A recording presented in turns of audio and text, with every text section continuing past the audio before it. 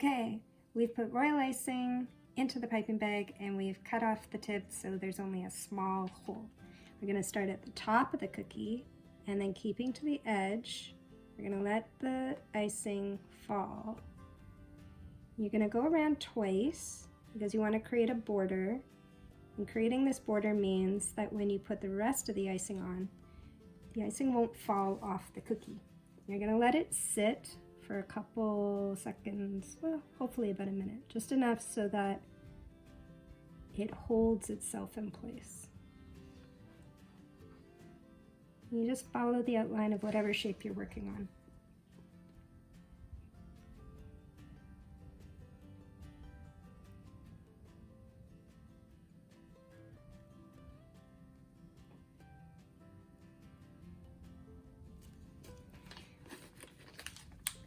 In order to hold your piping bag, if you're going to do cookie after cookie, or if you want to take breaks, put the tip of the piping bag in a cup so that it doesn't dry out.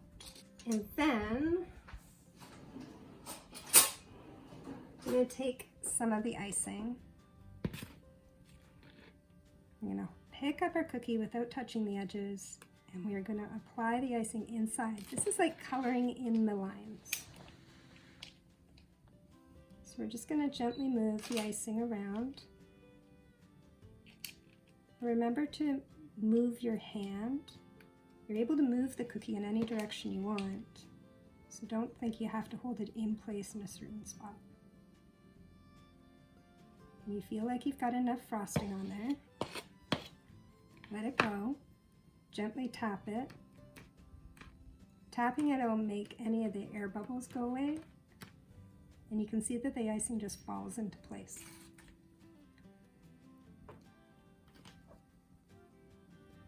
So like I said, it doesn't matter what the shape of the cookie is. So the bunny has got a lot of different little angles to it, so you just kind of move it around. Now, we did a couple designs before. This is one with a couple different colors. The bunny. This has got some green grass on the bottom, little pink nose, pink ear. Here's an Easter egg with really simple stripe and dots. And if you don't have food coloring to make other colors with, you can also use just edible flowers. This is sitting on a lavender sugar cookie, so we just put some lavender blossoms on the top. However, we've made some little cones out of parchment paper, and we filled them with colored icings. So we have pink and green, and I can show you how to place dots and how to create the stripes. So stripes are good guidelines, so you start there. In this one, we're just going to create an arch that mimics the shape of the egg. So start here, and same thing as we did with the bigger piping bag. I'm just going to let the icing fall from the bag as we create the shape. The trick is to go slowly. If you go too fast, the icing will fall apart and you'll get more of a dashing line than you will a full solid one. And honestly, it's like anything. The more you practice, the better you get at it. So the first couple times, you might make some very interesting looks. With dots, you just hold the tip above where you want it and pull straight up.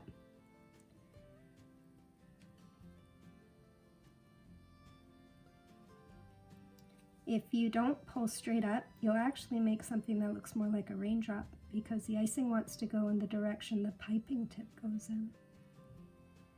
The fun thing with Easter eggs and cookies in general is you could be as creative as you want. You can also just let the icing dry and paint on this with edible paints and a little paintbrush, make all sorts of designs.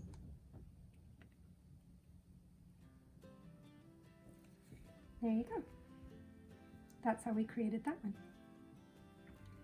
For this one, we were just thinking of where would the ear be? Where would the nose be? So you just get a free form. Here we start with the ear and then fill it in.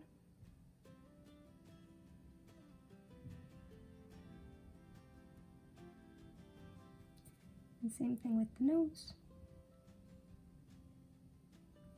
There you go. And for the grass, we just created a border down on the bottom, following the line of the icing. And then just go back and forth.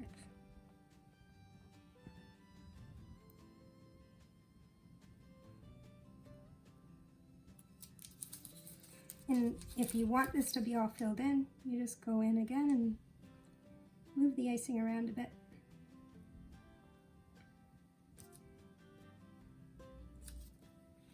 There you go.